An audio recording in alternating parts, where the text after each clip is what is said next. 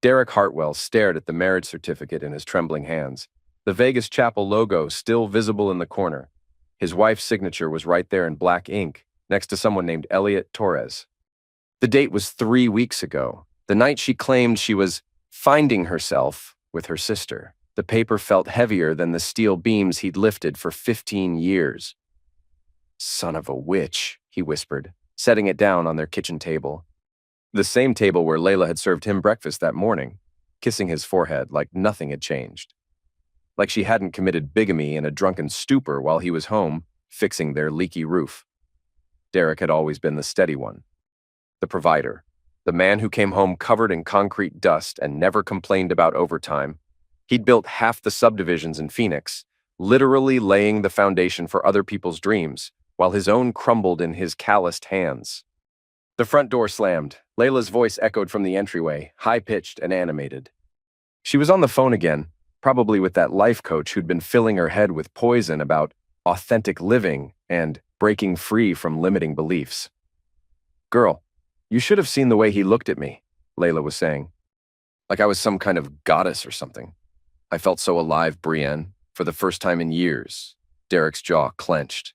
He folded the certificate and slipped it into his work shirt pocket right next to his heart. The weight of it pressed against his chest like a brand.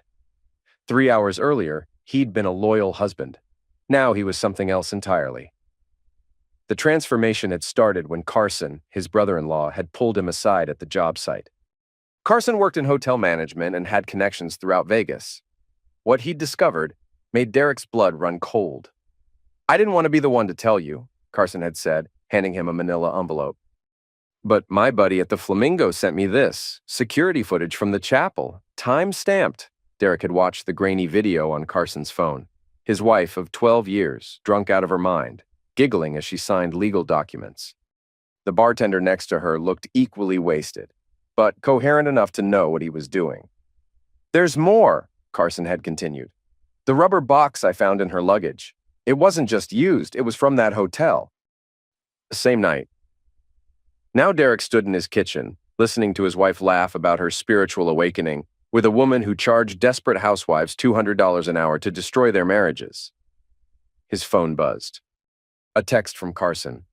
"I'm sorry, man, you need to know everything. Can you meet me at Murphy's bar after work? There's footage from the hotel hallway, too." Derek deleted the message and pocketed his phone. He'd seen enough for one day. Layla appeared in the doorway, her face glowing with the kind of excitement Derek hadn't seen in years. She'd lost weight since starting her empowerment journey, and her blonde hair was styled differently, edgier, more expensive looking. The transformation wasn't just physical. Something fundamental had shifted in her eyes. "Hey, baby," she said, barely glancing at him as she grabbed a bottle of wine from the counter. "How was work?" "Same as always," Derek replied, studying her face. "How was your day?" "Amazing. Absolutely amazing." She poured herself a large glass of Pinot Grigio. "Brienne and I had the most incredible session today. We talked about boundaries and self-respect and how women have been conditioned to put everyone else's needs before their own." Derek nodded slowly. "That sounds enlightening." "It really is. You know, I've been thinking about what she said about marriage being a patriarchal construct designed to control women's sexuality." Layla took a long sip of wine. "Maybe we should talk about opening things up a bit. Exploring other connections." The marriage certificate in Derek's pocket felt like it was burning through his shirt. "Other connections?" "Don't look at me like that," Layla said, rolling her eyes. "I'm talking about emotional growth. Expanding our horizons. You're always so serious about everything." Derek forced a smile. "I'm just trying to understand what you mean." "Forget it." "You wouldn't get it." She headed toward the living room, wine glass in hand. "I'm going to do a live stream for my followers. Try not to interrupt." Derek watched her go, noting the way she moved with newfound confidence, the way she dismissed him like he was an inconvenience in his own home, the way she lied so effortlessly about Vegas while planning to lie about more. His phone buzzed again. This time, it was from his daughter Emma, away at college in Tucson. "Dad, Mom's been posting weird stuff on Instagram." "Everything okay?" Derek typed back. "Everything's fine. Focus on your studies." But everything wasn't fine. Everything was about to get much, much worse. Derek pulled up Layla's Instagram on his phone. She had 47,000 followers now, mostly women in their 30s and 40s, who hung on her every word about authentic living and breaking free from societal expectations. Her recent posts were full of inspirational quotes about courage and self-discovery. The most recent one, posted 2 hours ago, showed her in a silk robe with the caption, "Sometimes the most courageous thing you can do is admit you've outgrown your current situation. Growth requires space to breathe." #authentic living hash. No apologies, #women supporting women. The comments were predictable. Hundreds of women cheering her on, telling her she was glowing and inspiring. A few asked about her husband, wondering if he was supportive of her journey. Layla had hearted the comments that praised her independence and ignored the ones that mentioned Derek. Derek set his phone down and walked to the window. The sun was setting over their neighborhood, casting long shadows across the perfectly manicured lawns. He'd helped build half these houses, working 16-hour days to establish the construction company that now employed 12 men. His hands were scarred from years of honest work, his back ached from lifting heavy materials, and his face was weathered from Arizona sun. He'd never been the kind of man who demanded attention or praise. He'd simply done what needed to be done, day after day, year after year. He paid the mortgage, fixed what was broken, and loved his family with quiet consistency. But quiet consistency wasn't enough anymore. Not for Layla. Not for the woman who had married a stranger in Vegas and was now planning to explore other connections while living in the house Derek had built with his own hands. From the living room, he could hear Layla's voice, animated and confident as she spoke to her phone camera. "Ladies, I want to talk about something really important today. The difference between settling and thriving. Between existing and truly living." Derek closed his eyes and made a decision that would change everything. The next morning, Derek woke up at 4:30 a.m. as usual, but instead of heading to the construction site, he drove to downtown Phoenix. He'd made 3 appointments, with a divorce attorney, a private investigator, and a forensic accountant. The marriage certificate was in a manila envelope on his passenger seat, along with screenshots of Layla's social media posts and bank statements showing her recent spending sprees. Attorney Mitchell Price was a shark in an expensive suit who specialized in complex divorce cases. His office overlooked the city from the 20th floor of a glass tower that Derek had helped build 5 years earlier. "Mr. Hartwell," Price said, reviewing the documents Derek had provided. "This is quite a situation. Your wife committed bigamy, which is a felony in Arizona. We could have her arrested." "I don't want her arrested," Derek said. "I want her exposed for what she really is." Price leaned back in his leather chair. "What exactly are you looking for here? Full custody? Maximum asset division? Spousal support termination?" "I want her to lose everything she values most," Derek said quietly. "Her reputation, her followers, her lifestyle. I want her to understand that actions have consequences." Price smiled. It wasn't a pleasant expression. "I like your thinking. Let's talk strategy." 2 hours later, Derek was in the office of Sandra Chen, a private investigator who specialized in marital infidelity cases. She was a small woman with sharp eyes and an impressive collection of high-tech surveillance equipment. "Vegas marriages are public record," she explained, pulling up information on her computer. "Your wife is now legally married to 2 men simultaneously. But there's more. I did some preliminary research on this Elliot Torres character." She turned her monitor toward Derek. "He's a bartender at the Flamingo, originally from California. No criminal record, but he's got serious gambling debts. He's been married twice before, both times to women he met at the bar. Both marriages ended in divorce within 6 months. You think he's running some kind of scam? I think he saw an opportunity and took it. Drunk woman, expensive jewelry, talks about having money. Classic setup." Sandra pulled up more files. "But here's the interesting part. He's been trying to contact your wife. Left 17 voicemails in the past week." Derek felt something cold settle in his stomach. What kind of messages? Desperate ones. Talking about their connection and how he needs to see her again. "He's broke, Mr. Hartwell, and he thinks your wife is his ticket to financial stability." Derek left the investigator's office with a recording device and a plan.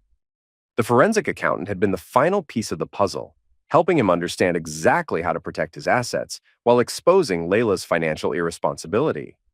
He drove to the construction site where his crew was framing a new subdivision. The familiar sounds of hammering and power tools usually calmed his nerves, but today they felt distant and hollow. "Boss," called out Jake Morrison, his site foreman. "You look like hell. Everything okay?" Derek had known Jake for 8 years. The man was solid, dependable, and had been through his own divorce 3 years earlier. If anyone would understand, it would be Jake. "Can we talk privately?" Derek asked. They walked to Derek's trailer, a modest office space filled with blueprints and coffee-stained paperwork. Derek closed the door and handed Jake a copy of the marriage certificate. Jake studied it for a long moment, his expression growing darker. "Jesus Christ, Derek. She actually married someone else? In Vegas, 3 weeks ago, while I was home fixing the roof." Jake set the paper down and shook his head. "What are you going to do?" "I'm going to destroy her," Derek said simply. "Everything she's built, everything she thinks she is, I'm going to tear it all down." "You sure about this? I mean, maybe she was just drunk and stupid." "Maybe it doesn't mean anything." Derek pulled out his phone and showed Jake the Instagram post about outgrowing your current situation. Then he played part of the audio recording from the night before, where Layla had told her sister about the incredible connection she'd made in Vegas. Jake's face hardened. "Okay, what do you need?"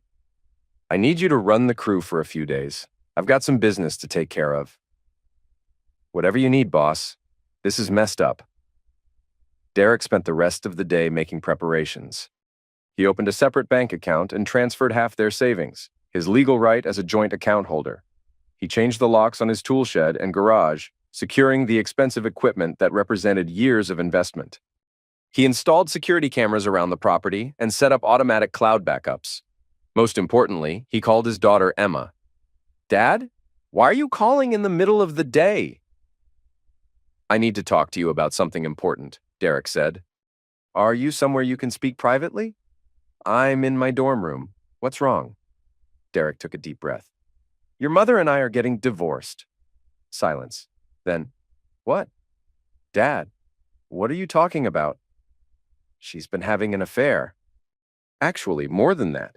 She married someone else in Vegas." "That's impossible. Mom would never." "I have the marriage certificate, Emma. I have proof." Another long silence. "I don't understand." "You guys seemed fine when I was home for Christmas." "A lot can change in 3 months," Derek said. "I'm telling you this because I don't want you to hear it from someone else. Your mother is going through some kind of crisis, and she's making decisions that are going to hurt a lot of people." "Are you sure? I mean, maybe there's an explanation." "There's no explanation for bigamy, Emma. What she did is illegal." "Oh, God." Emma's voice was small. "What happens now?" "Now I protect what's left of our family. I'm going to file for divorce, and it's going to get ugly. Your mother has been building an online following by attacking marriage and traditional values. She's going to use this situation to make herself look like the sufferer." "What do you want me to do?" "I want you to stay focused on school. Don't get involved in the drama. Let me handle your mother." "Dad, are you okay? You sound different." Derek stared at his reflection in the trailer window. The man looking back at him was harder than he remembered. "I'm fine, sweetheart." "Better than fine. I'm finally seeing things clearly." That evening, Derek arrived home to find Layla in the kitchen, preparing for another Instagram live session. She'd set up professional lighting equipment and was wearing the kind of outfit that cost more than most people's monthly grocery budget. "You're home early," she said without looking up from her phone. "We need to talk," Derek said. "Can it wait?" "I'm about to go live in 5 minutes. I'm doing a session on recognizing your worth, and I've got over 300 people waiting." Derek pulled out a chair and sat down at the kitchen table. "Turn off the camera, Layla." Something in his tone made her look up. "What's wrong with you?" "I said turn it off." She rolled her eyes but switched off the lights. "Fine. What's so important that it can't wait 20 minutes? Derek reached into his pocket and pulled out the marriage certificate. He set it on the table between them. Layla went completely still. The color drained from her face. "Want to explain this?" Derek asked. Where did you get that?" "Does it matter? What matters is that you're married to 2 people at the same time. That's called bigamy, Layla." "It's a felony." She started crying immediately. the kind of dramatic tears that had gotten her out of trouble her entire life. Derek, please. It was a mistake. I was drunk.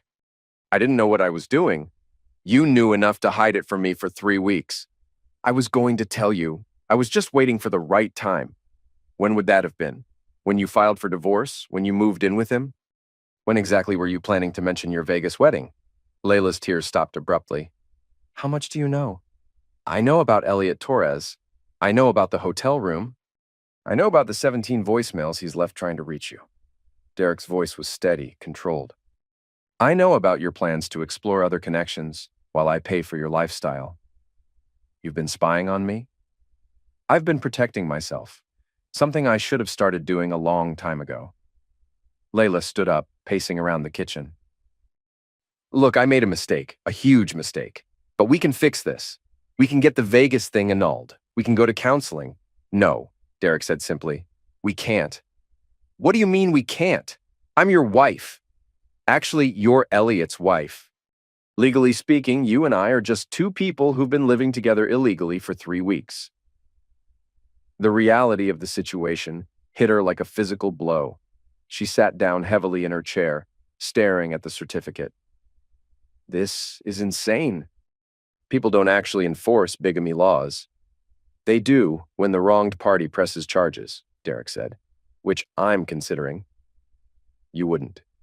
Try me. Layla looked at him with new eyes, as if seeing him for the first time. You're different. What happened to you? I woke up, Derek said. For 12 years, I've been a supporting character in your story. The boring husband who paid the bills while you found yourself. The dependable guy who fixed things while you broke them. But I'm done with that role. So what happens now?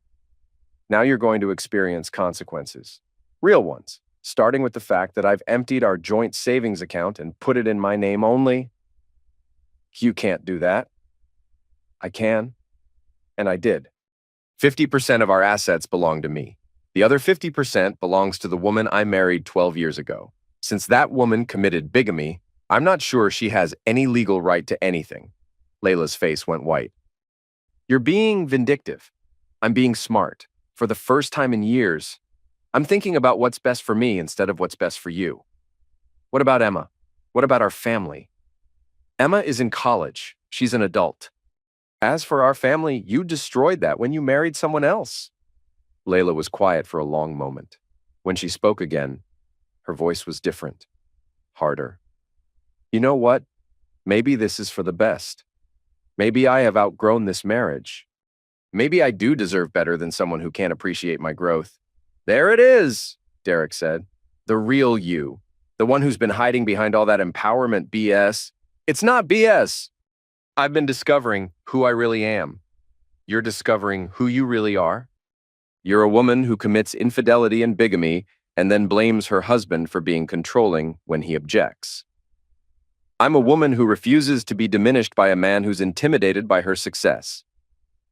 Derek laughed, a sound with no humor in it. Your success? Layla, you have 47,000 followers on Instagram.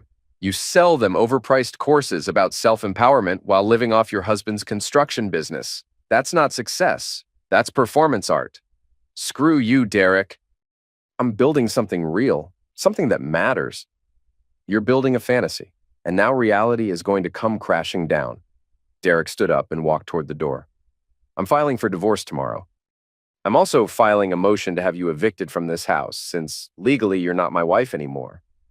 You can't kick me out of my own home. Actually, I can. This house is in my name. I bought it before we were married. And since our marriage is now invalid, you have no legal claim to it.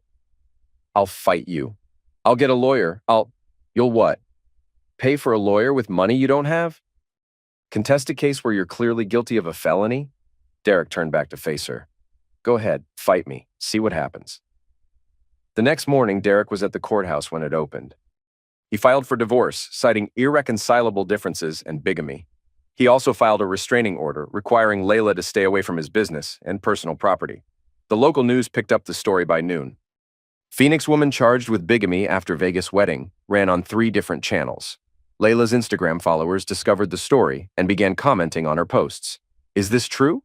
One follower wrote. Did you really marry someone else while married to your husband? This is so disappointing, wrote another. I thought you were about authentic living, not deceiving your family. By evening, Layla had lost over 10,000 followers. The comments on her posts were brutal. Women who had idolized her for her courage and authenticity now saw her as a fraud. Derek watched it all unfold from his office, feeling a satisfaction he hadn't experienced in years. But this was just the beginning. The real destruction was about to start. Elliot Torres arrived in Phoenix 3 days later, driving a beat-up Honda Civic and carrying everything he owned in 2 duffel bags. He was thin and nervous, with the kind of desperate energy that came from being broke and running out of options. Derek's private investigator had been tracking him since Vegas, so Derek knew exactly when and where Elliot would try to contact Layla. The meeting happened at a coffee shop in Scottsdale, the kind of place where Layla liked to work on her laptop and be seen by her followers. Derek was sitting 2 tables away, invisible in work clothes and a baseball cap, when Elliot walked in. The man looked nothing like the confident bartender from the security footage. He was jumpy, sweating despite the air conditioning, and clearly out of his element. "Layla?" Elliot said, approaching her table. "It's me, Elliot." "From Vegas?" Layla looked up from her laptop, her face cycling through shock, fear, and anger in rapid succession. "What are you doing here?" "I had to see you." "I've been calling and calling." "You can't be here," Layla said, glancing around nervously. "Someone might see us." "I don't care who sees us. We're married, remember?" "That was a mistake." "A drunken mistake." Elliot sat down across from her, his voice getting louder. "It wasn't a mistake for me. That night was the best night of my life. I thought we had something real."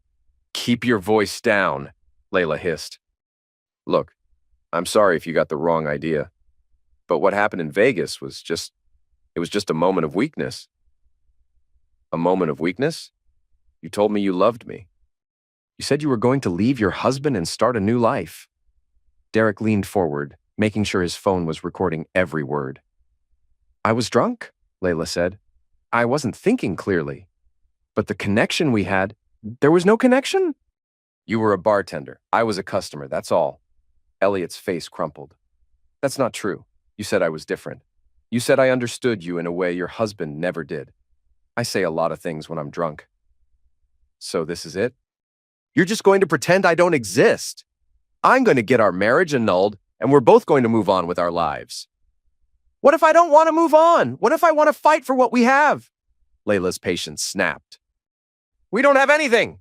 You're a loser bartender from Vegas who can't take a hint. Leave me alone or I'll call the police." Elliot stood up, his chair scraping loudly against the floor. "You know what? You're right. I am a loser. But you're a liar. And a cheat. And you're going to get what's coming to you." He stormed out of the coffee shop, leaving Layla sitting alone with her laptop and her shame. Derek waited 5 minutes, then followed her out to the parking lot. "Layla," he called out. She turned around, and Derek could see the fear in her eyes. "Were you following me?" "I was getting coffee. Couldn't help but notice the commotion." Derek held up his phone. "That was interesting. Want to explain who that was?" "It was nobody. Just some guy who's been bothering me." "Some guy? Or your husband?" Layla's shoulders sagged. "Derek, please, I'm trying to handle this quietly." "Quietly? You mean you're trying to cover it up?" "Again, I'm trying to protect our family from embarrassment." "Our family? We don't have a family anymore, remember? You destroyed that."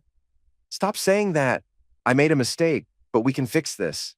"No, we can't, because you're still lying." "Even now, even after everything, you're still lying." Derek played back the recording of her conversation with Elliot.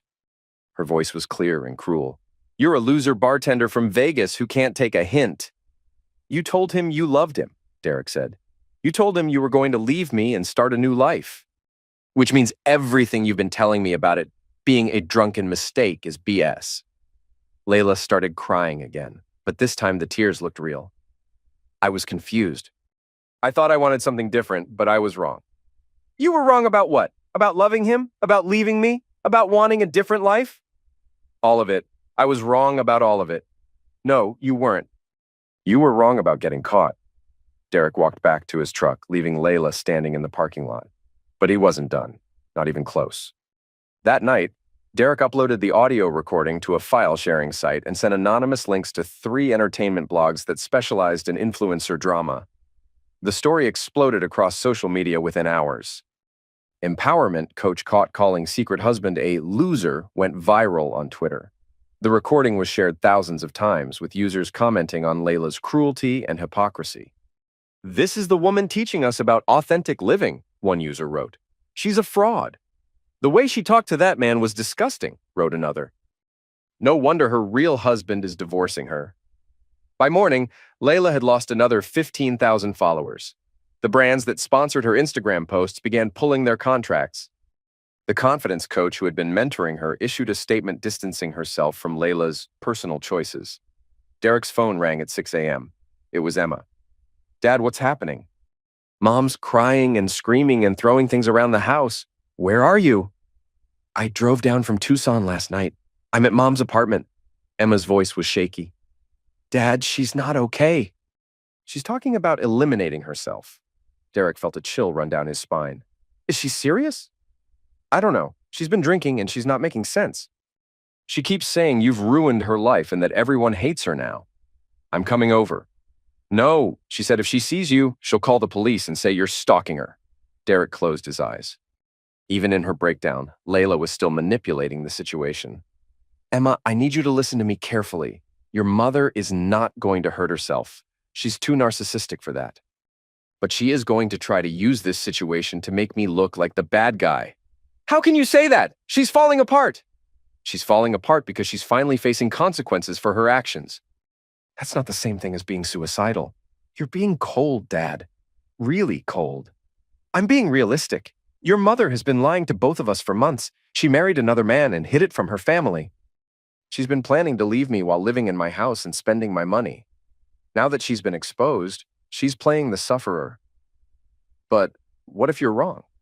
What if she really does hurt herself?" Derek was quiet for a moment. "Then that's her choice. But I'm not going to let her use emotional blackmail to avoid responsibility." "I can't believe you're saying this. Emma, I love you. But I'm not going to let your mother drag me down with her. If she wants help, she can get professional help. But she's not going to use self-destruction threats to manipulate me into taking her back. Fine. But if something happens to her, I'll never forgive you." Emma hung up, leaving Derek staring at his phone. He'd known this moment would come.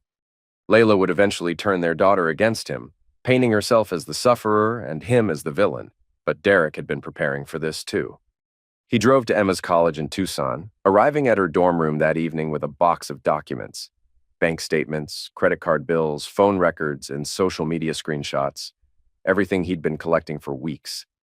Emma opened the door reluctantly. "Dad, I told you I don't want to talk." "I know, but I need you to see something before you decide who to believe." Derek set the box on Emma's desk and pulled out a stack of papers.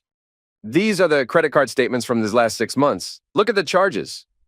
Emma reluctantly examined the documents. Her expression changed as she read. $500 at a spa? $300 for a single dinner? $800 for a purse? Keep reading. $2,000 for a life coaching intensive? Dad, this is insane. Where was she getting this money? From our joint account. Money I earned working construction while she was discovering herself. Derek pulled out more documents. These are her text messages with her sister. Look at this one from 2 weeks before Vegas. Emma read the message aloud.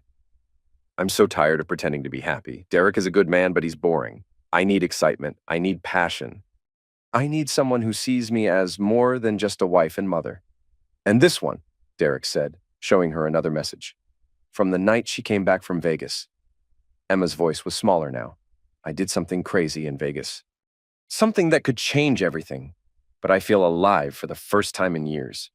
I don't know if I can go back to my old life." Your mother wasn't confused, Emma. She wasn't making drunken mistakes. She was planning to leave me and take half of everything I'd worked for. Emma sat down heavily on her bed. "Why didn't you show me this before?" "Because I hoped she'd come to her senses. I hoped she'd realize what she was throwing away and make better choices. But she didn't. No, she doubled down. She kept lying, kept spending money, kept building her online persona while planning her exit strategy." Emma was quiet for a long time. "What happens now?" "Now she faces the consequences. The divorce will be finalized in 60 days. She'll have to find her own place to live and her own way to support herself. What about her Instagram thing? Can't she make money from that? Derek pulled out his phone and showed Emma the latest numbers. She's down to 18,000 followers. Most of her sponsors have dropped her. The life coach she was working with has cut ties. Her brand is toxic now. So she's going to end up with nothing. She's going to end up with exactly what she earned through her choices. Emma stared at the documents spread across her desk. I feel sorry for her. You can feel sorry for her. But don't mistake pity for obligation.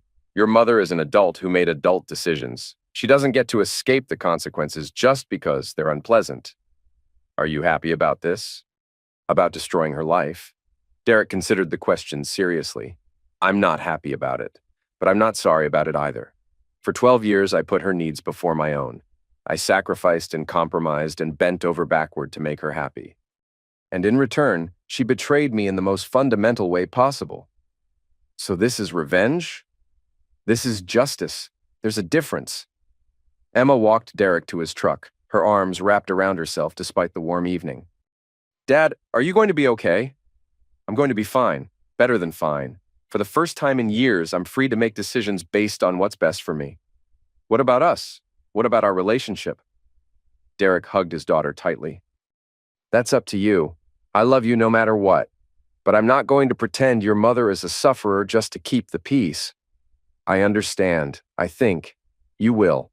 Someday you'll understand that enabling bad behavior isn't the same as being loving. Derek drove back to Phoenix that night, feeling lighter than he had in months. The hardest part was over. Emma knew the truth. Layla's lies had been exposed. The divorce was proceeding smoothly, but life had one more surprise in store. Derek was at the construction site the next morning when Jake Morrison ran up to his trailer, phone in hand. Boss, you need to see this. It's all over the news. Derek looked at the phone screen. The headline read, Phoenix woman arrested for bigamy after public confrontation with Vegas husband. The story included security footage from the coffee shop confrontation and details about Layla's online following. But it also included something Derek hadn't expected. Elliot Torres had been arrested too. What the hell? Derek said. Keep reading, Jake said. The guy from Vegas tried to blackmail her. He recorded their conversation and threatened to release it unless she paid him $50,000. Derek felt a cold knot form in his stomach. She didn't have $50,000. She tried to get it from her parents. When they refused, she stole jewelry from her mother and pawned it. Her dad called the police. Derek stared at the article. The situation had spiraled far beyond what he'd planned. Layla wasn't just facing divorce anymore. She was facing criminal charges for bigamy, theft, and fraud. There's more, Jake said.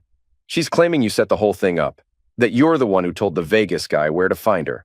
That's impossible. I never spoke to him. I know that, but she's telling anyone who will listen that you orchestrated everything to destroy her. Derek's phone buzzed. A text from Emma. Dad, call me. Mom's in jail and she's saying you're responsible. Derek closed his eyes. He'd wanted justice. But this was something else entirely. Layla had self-destructed so completely that she was now facing years in prison. He called Emma back. Dad, what did you do? I filed for divorce. That's all. Everything else was her choice. The police said she stole Grandma's jewelry. Is that true? I don't know. If that's what they're saying, then probably yes. God, Dad. How did it get this bad? Your mother made choices, Emma. Bad choices that kept getting worse. I didn't force her to steal from her parents or try to pay blackmail money. But you could have stopped it. You could have helped her instead of what? Instead of letting her destroy my life along with hers? Derek's voice was firm.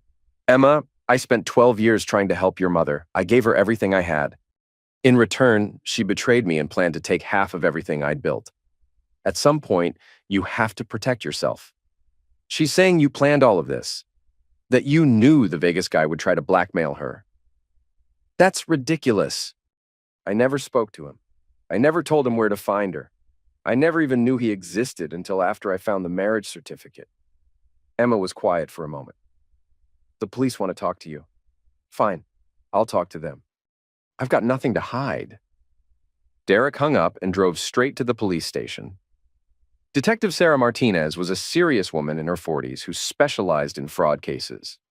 She met Derek in a small interview room that smelled like coffee and disappointment. "Mr. Hartwell," she said, opening a thick file, "your wife is making some serious accusations against you." "Ex-wife," Derek corrected, "and I'm not surprised. She's been making accusations against everyone except herself. She claims you hired a private investigator to stalk her. Is that true?" "I hired an investigator to gather evidence for my divorce." "That's completely legal." "She also claims you somehow orchestrated the blackmail attempt by Mr. Torres." "That's impossible. I never spoke to the man. I didn't even know he was coming to Phoenix until he showed up." Detective Martinez pulled out several documents. "We've been investigating Mr. Torres. He's been running this scam for 2 years. He targets married women who get drunk at his bar, convinces them to go through a wedding ceremony, then follows them home and demands money." Derek felt his stomach drop. "Are you saying this whole thing was a setup from the beginning?" "We're saying Mr. Torres is a professional con artist who saw your wife as an easy mark. The question is whether you knew about his pattern of behavior when you hired your investigator." "I had no idea. My investigator told me Torres had gambling debts and multiple failed marriages, but nothing about a blackmail scheme." "We'll need to verify that with your investigator." Derek provided Sandra Chen's contact information and agreed to take a polygraph test. He also turned over all his files and recordings to prove he hadn't conspired with Torres. The polygraph results came back clean. Sandra Chen's records showed she'd only done basic background research on Torres, with no indication of criminal activity. The detective's investigation confirmed that Derek had been an unwitting participant in Torres's elaborate scam. But the damage was done. Layla's arrest had made national news. Her story had all the elements of a perfect scandal: social media influencer, bigamy, blackmail, and family destruction. Cable news shows picked up the story, with talking heads debating everything from the dangers of social media to the breakdown of traditional marriage. Derek found himself at the center of a media storm he never wanted. Reporters showed up at his construction sites. His employees were maltreated by photographers. His quiet life had become a public spectacle. The worst part was Emma's reaction. She'd seen the news coverage and decided that Derek was somehow responsible for everything, even though the police had cleared him of any wrongdoing. "You started this," she said during a tense phone call. "Maybe you didn't plan the blackmail thing, but you exposed Mom's secrets because you wanted revenge." "I exposed her secrets because she was lying to me," Derek replied. "What was I supposed to do?" "Pretend it never happened." "You could have handled it privately. You didn't have to humiliate her in front of the whole world." "Emma, I filed for divorce, that's all. Everything else happened because your mother kept making bad decisions. You recorded her private conversations. You hired a spy to follow her around. You leaked audio to gossip websites. I protected myself with evidence. And I never leaked anything to websites. That was Torres trying to pressure her into paying him." "I don't believe you." "Then ask the police. Ask the FBI. They've been investigating this for weeks. They have Torres's phone records, his computer files, everything. I had nothing to do with the blackmail." But Emma had already made up her mind. Derek was the villain in her story, the father who destroyed her mother's life out of spite and jealousy. Derek tried to focus on his work, but the construction business was suffering. Several clients had canceled contracts, worried about being associated with the scandal. His employees were loyal, but they were also concerned about their jobs. "Maybe you should take a vacation," Jake suggested one afternoon. "Let this whole thing blow over." "I'm not running away," Derek said. "I didn't do anything wrong. I know that. But sometimes being right isn't enough." Derek was still considering Jake's advice when his lawyer called with an update on the divorce proceedings. "Good news and bad news," Mitchell Price said. "The good news is that the divorce will be finalized next week. Layla's attorney wants to settle quickly to avoid more publicity." "What's the bad news?" "She's agreed to a settlement that gives you everything. The house, the business, all assets except her personal belongings. She's also waiving any claim to spousal support." Derek frowned. "Why is that bad news?" "Because it makes you look like you got everything you wanted. The media narrative is going to be that you destroyed your wife's life and walked away with all the money. But that's not what happened. I know that, but public perception doesn't always match reality." Derek thought about it for a moment. Well, what's she getting out of this? She's getting a quick, quiet divorce that keeps her criminal case separate from the civil proceedings. Her attorney thinks if she can show she's cooperating and taking responsibility, she might get a lighter sentence. How light? 18 months, maybe 2 years. With good behavior, she could be out in 10 months. Derek hung up feeling hollow. Layla would serve less time than many people got for drunk driving, and somehow he was still the villain in the story. The final divorce hearing was scheduled for a Thursday morning in late April. Derek arrived at the courthouse early, hoping to avoid the media circus that had surrounded previous hearings. He was walking up the courthouse steps when a voice called out behind him. "Derek Hartwell?" Derek turned to see a young man with a microphone and a camera crew. "I'm Jason Chen from Channel 12 News. Can you comment on the allegations that you orchestrated your wife's downfall?" "No comment," Derek said, continuing up the steps. "Don't you think the public deserves to know the truth about what really happened?" Derek stopped and turned around. "The truth? The truth is that my wife committed bigamy and tried to cover it up with lies and manipulation. The truth is that she stole from her own parents to pay blackmail money to a con artist. The truth is that every choice she made was her own. But you recorded private conversations. I protected myself with evidence. Something any reasonable person would do when their spouse is lying to them. What about your daughter? She said publicly that you destroyed her family." Derek felt a flash of anger. "My daughter is 20 years old, and she's been lied to by her mother for months. She'll figure out the truth eventually." "Do you have any regrets about how this played out?" Derek considered the question. "I regret that it came to this. I regret that my wife chose deception over honesty. I regret that my daughter has been hurt by her mother's choices. But I don't regret protecting myself." Inside the courthouse, Derek sat alone at the plaintiff's table. Layla arrived 15 minutes later, flanked by her attorney and wearing an orange jumpsuit. She looked thin and tired, her famous confidence completely gone. The hearing itself took less than 10 minutes. The judge reviewed the settlement agreement, confirmed that both parties understood the terms, and granted the divorce. Derek was officially a free man. As they were leaving the courthouse, Layla's attorney approached Derek. "My client would like to speak with you privately," she said. Derek looked across the hallway at Layla, who was standing near the elevators with her head down. "What about—" "She wants to apologize." Derek almost laughed. "Now she wants to apologize? Mr. Hartwell, my client is facing serious criminal charges. She's lost her home, her income, and her relationship with her daughter. She's hit rock bottom. Good. Maybe she'll learn something from it. Don't you think you've punished her enough?" Derek stared at the attorney. "I haven't punished her at all. I've simply refused to enable her behavior." "There's a difference. She's talking about self-destruction again. She says she has nothing left to live for. Then she should get professional help. That's not my responsibility anymore." Derek walked to the elevators, leaving Layla and her attorney behind. But as the elevator doors opened, Layla called out to him, "Derek, please." "Just give me 2 minutes." Against his better judgment, Derek held the elevator door. Layla approached slowly, her handcuffs clinking with each step. "I'm sorry," she said quietly. "I'm sorry for everything." "Okay, that's it? Just okay? What do you want me to say, Layla? That I forgive you, that we can be friends, that I'll visit you in prison? I want you to understand that I never meant for any of this to happen. You never meant to get caught." "That's different." Layla's eyes filled with tears.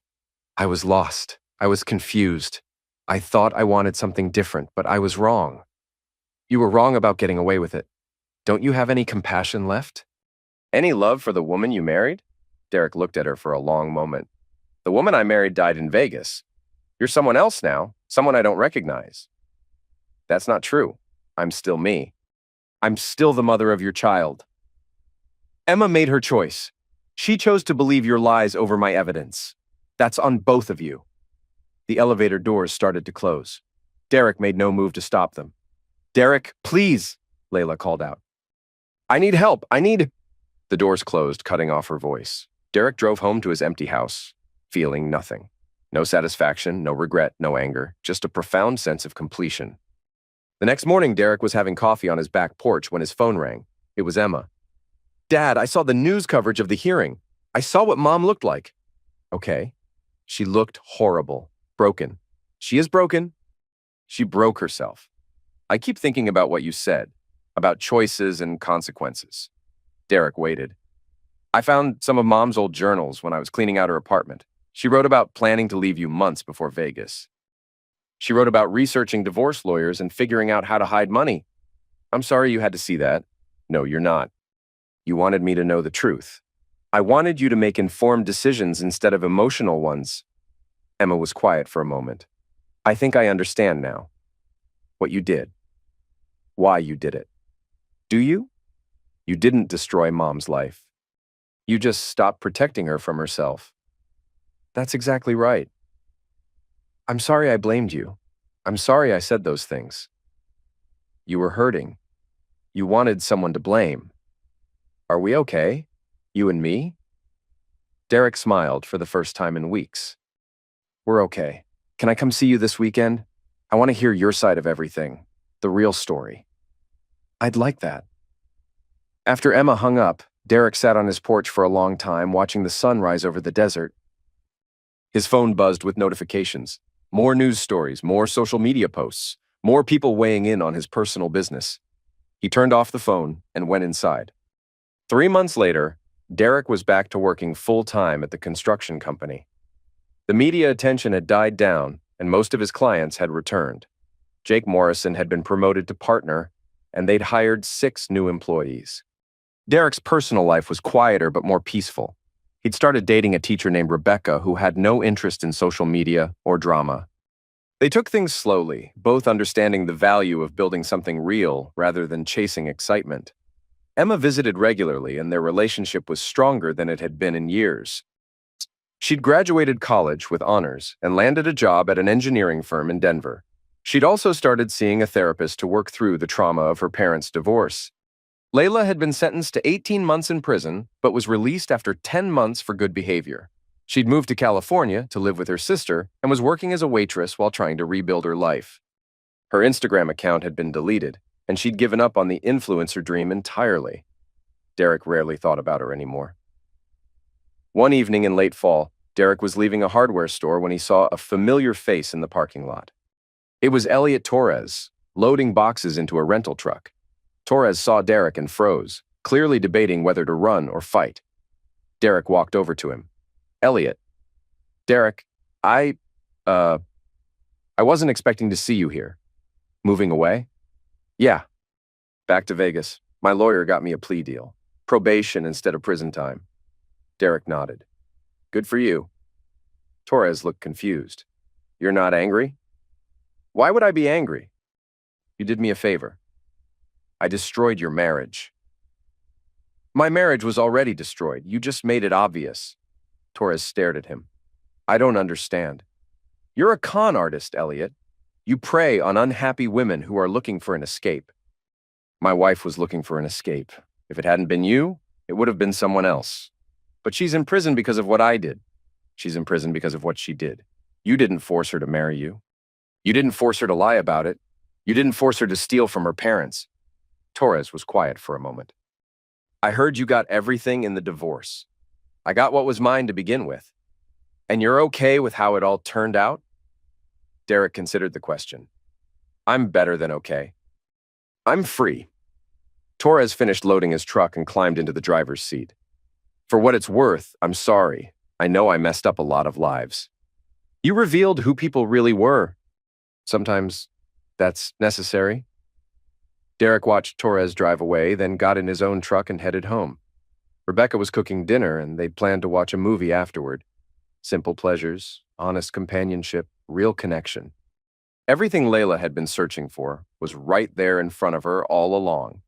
She'd just been too busy performing authenticity to recognize the real thing. Derek's phone buzzed with a text from Emma. Hey, Dad, just wanted to say I love you. Thanks for teaching me that actions have consequences. Derek smiled and put his phone away. He'd learned something important over the past year. Sometimes the most loving thing you can do is refuse to enable someone's self-destruction. Sometimes the kindest choice is the hardest one. Sometimes letting people face the consequences of their actions is the only way they can learn to make better choices. Derek had spent 12 years trying to save Layla from herself. In the end, The only person he could save was himself, and that was enough. As Derek pulled into his driveway, he saw Rebecca waiting for him on the front porch, wearing one of his old construction company t-shirts and holding 2 glasses of iced tea.